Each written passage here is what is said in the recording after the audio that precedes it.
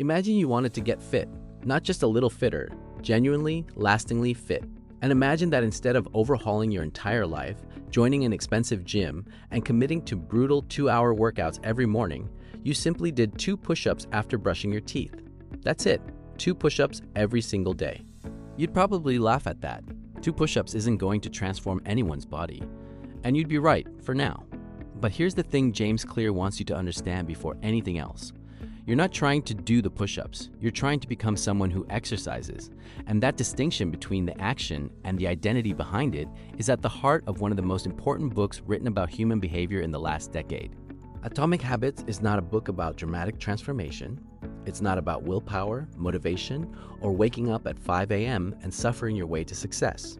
It's about something quieter and ultimately far more powerful. It's about the tiny, almost invisible choices we make every single day and how those choices, compounded over time, become the architecture of who we are.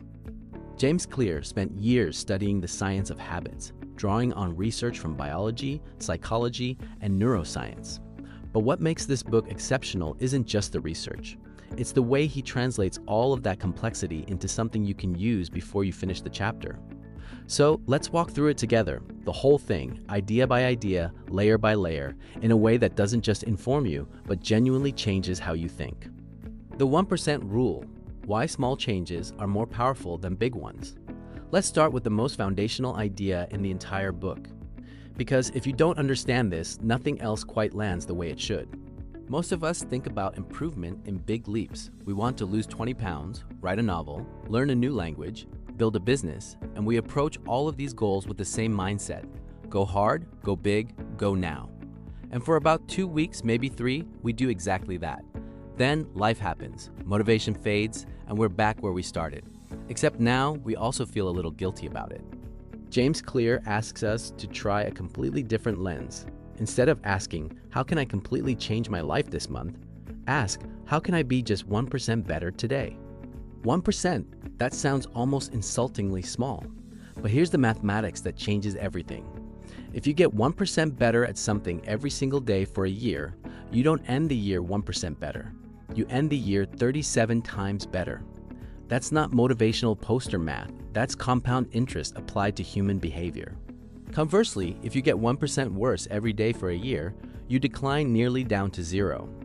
The direction of your small habits matters enormously, even when, especially when, you can't feel it yet. Clear uses a phrase for this that's become famous, the plateau of latent potential. Picture an ice cube sitting on a table in a cold room. The temperature in the room starts rising. 31 degrees, nothing happens.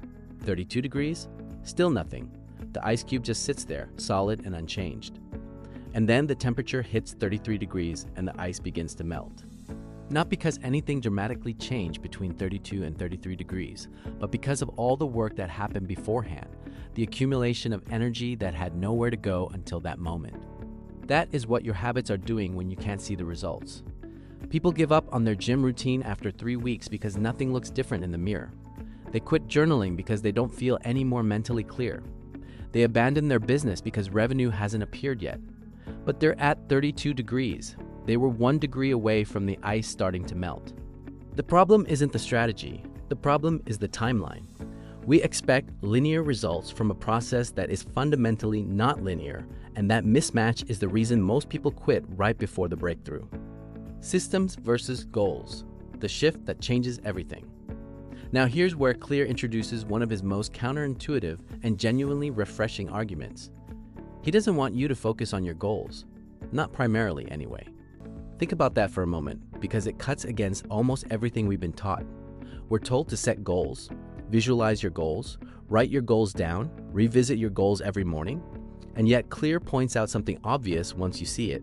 Every competitor in the Olympics has the same goal: win gold. So goals alone can't be the differentiator.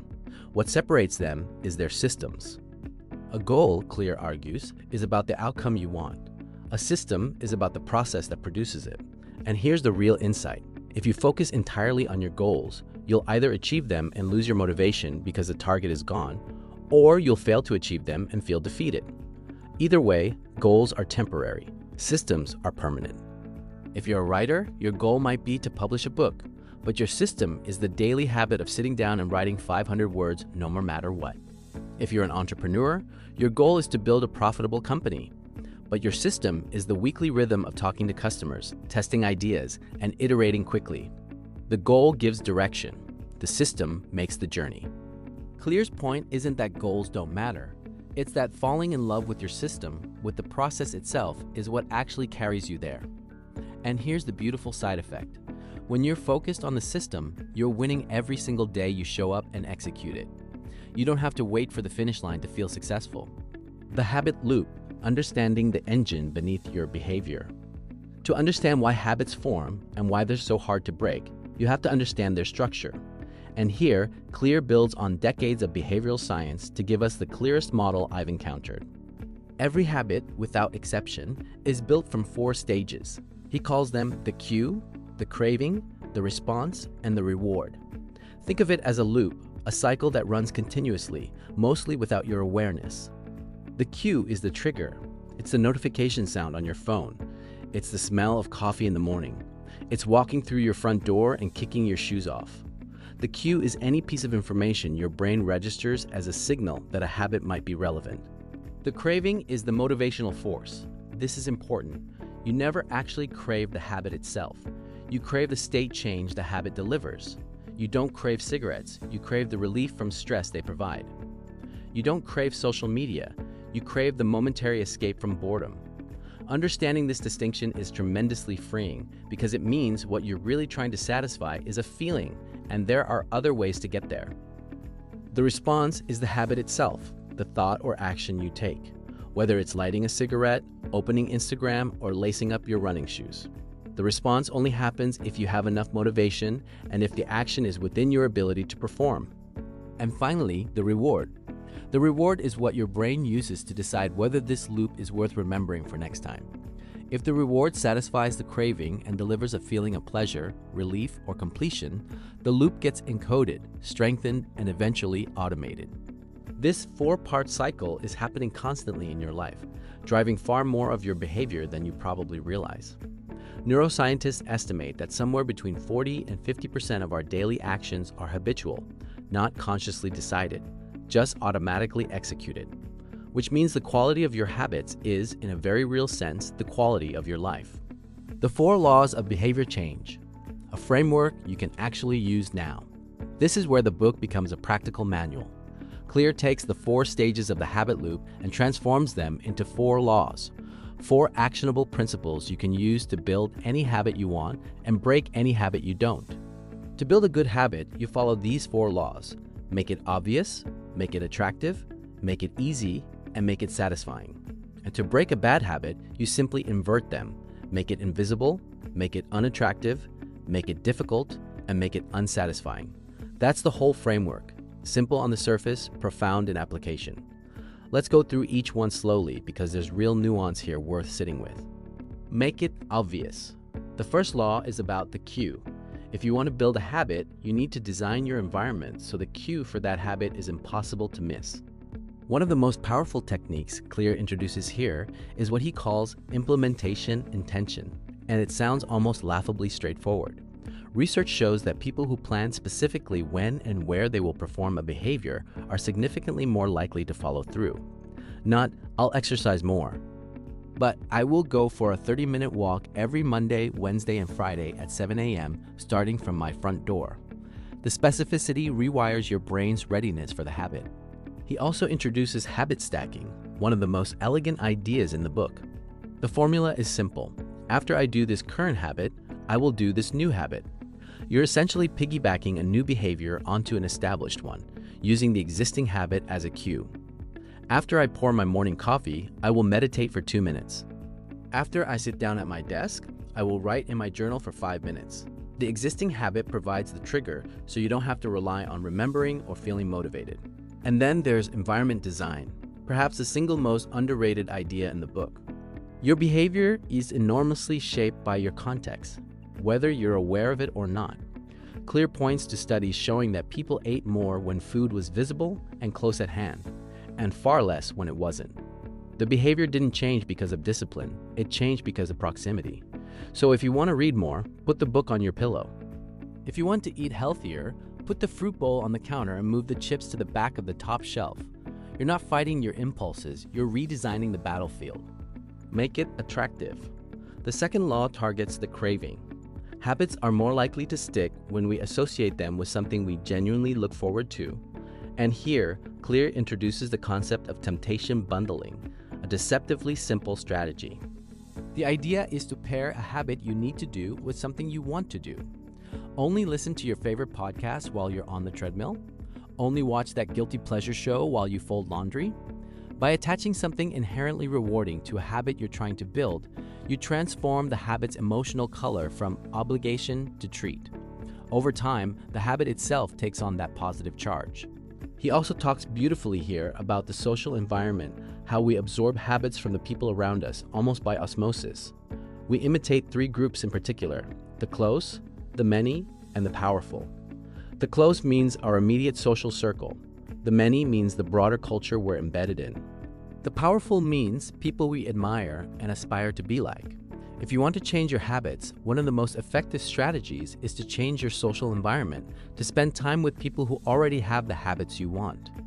When healthy eating is normal in your circle, it becomes the path of least resistance.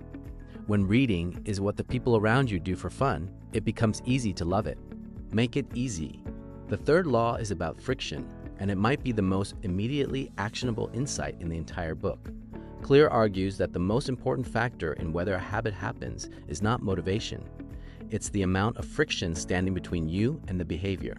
He introduces what he calls the 2-minute rule. When you're starting a new habit, it should take less than 2 minutes to do.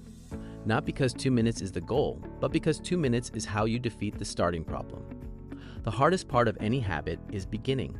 Once you start, momentum carries you forward. So make the start so easy it's almost ridiculous.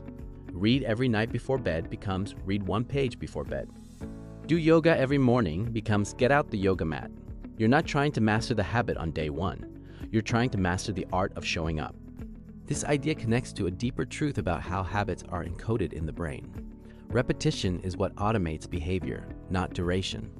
The more times you perform a behavior, the more neural pathways are dedicated to it. The more automatic it becomes. So early on, what matters most isn't how long you practice, but how often. Showing up briefly and consistently beats showing up intensely and sporadically every time. There's also something psychologically powerful about the 2-minute rule that Clear doesn't spell out directly, but which is clearly implied. When you make your habits small enough, you can never really fail at them. And not failing, showing up even on the days you don't feel like it, is exactly what builds the identity you're trying to develop. More on that in a moment.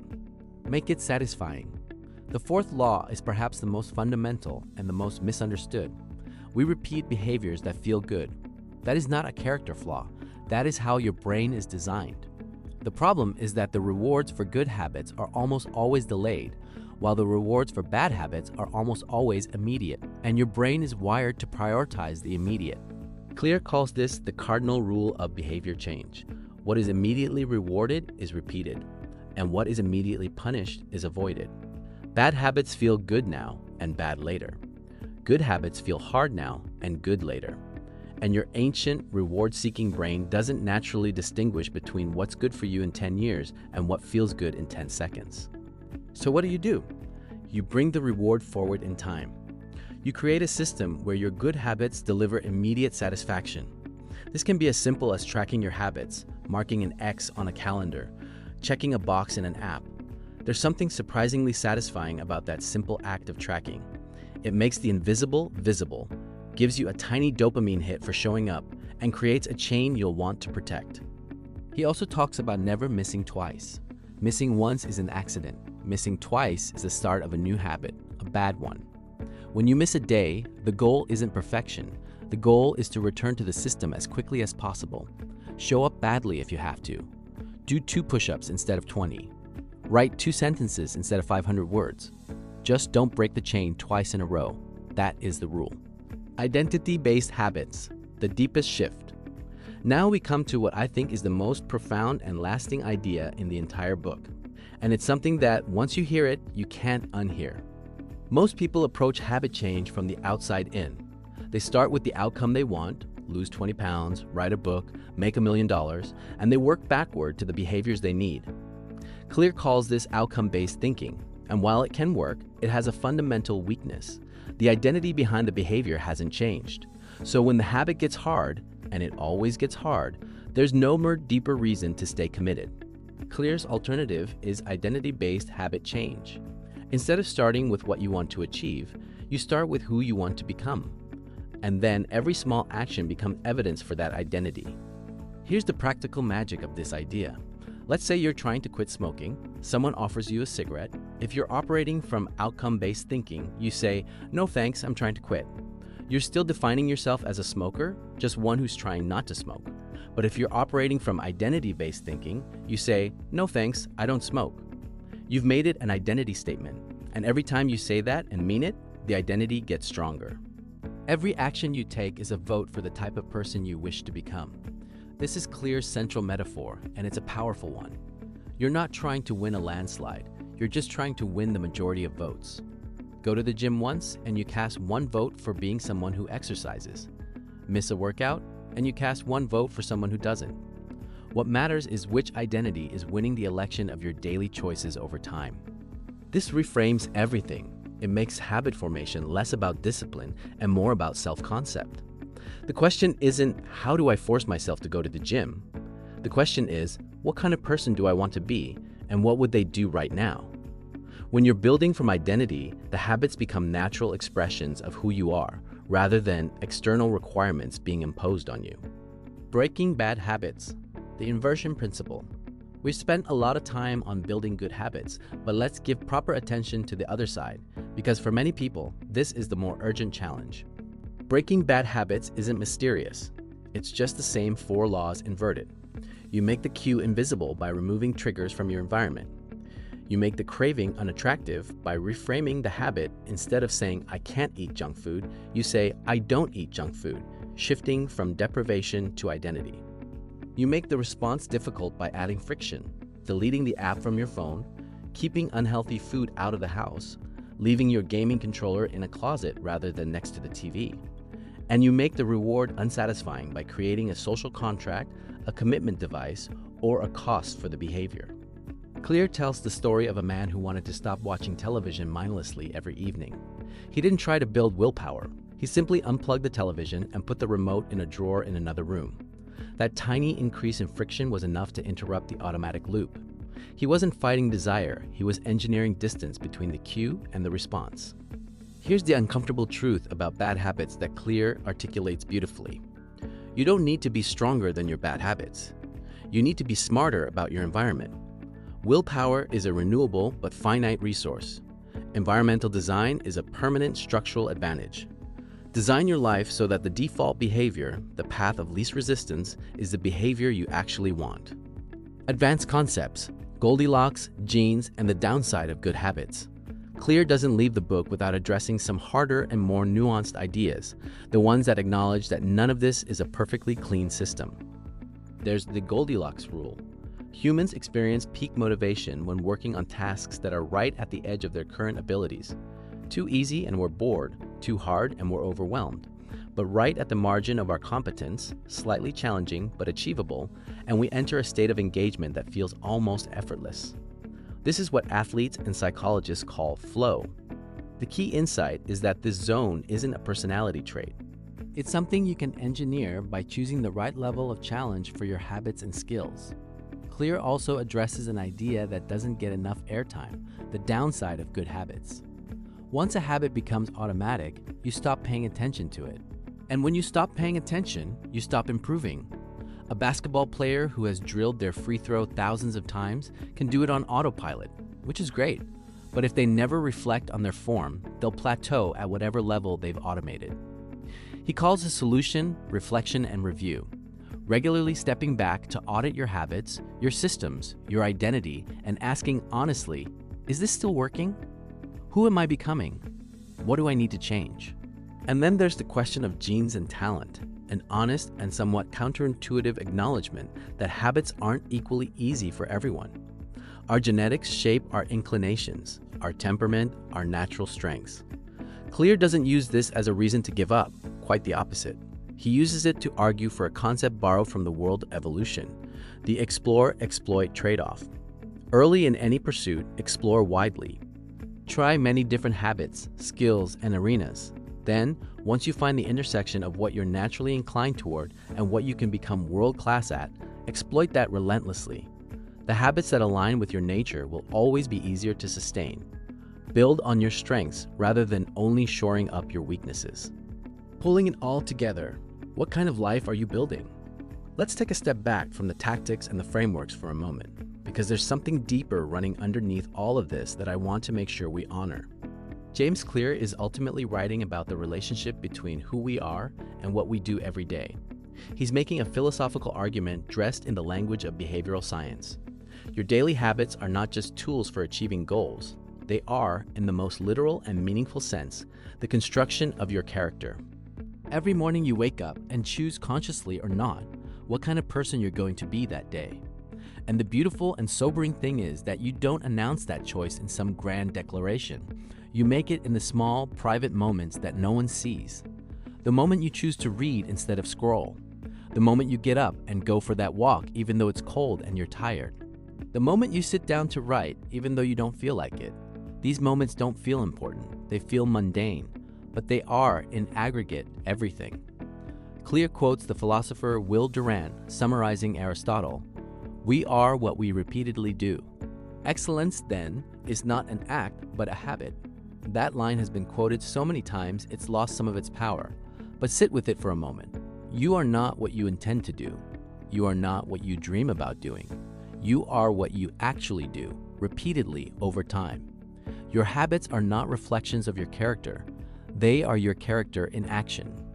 And this is ultimately what makes Atomic Habits more than a productivity book.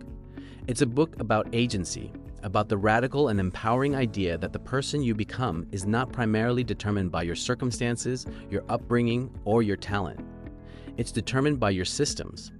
And your systems are something you can change, deliberately, starting with something so small it almost doesn't count. The conclusion, your ice cube is sitting on the table. So let's come back to where we started, the 2 push-ups after brushing your teeth. Right now, somewhere in your life, there is an ice cube sitting on a table. Maybe it's a creative project you've been putting off. Maybe it's a fitness habit that hasn't quite stuck. Maybe it's a relationship you want to invest more in, a skill you want to develop, a version of yourself you've been meaning to become. And the room is getting warmer. You might not see it. It doesn't look like anything is happening. The ice cube just sits there, but the temperature is rising 1 degree at a time. 31, 32. If you stay in the room and keep going, you will reach 33. The question James Clear is asking isn't, are you motivated enough to change? Motivation is weather. It shifts with the seasons, comes and goes without warning, and cannot be relied upon.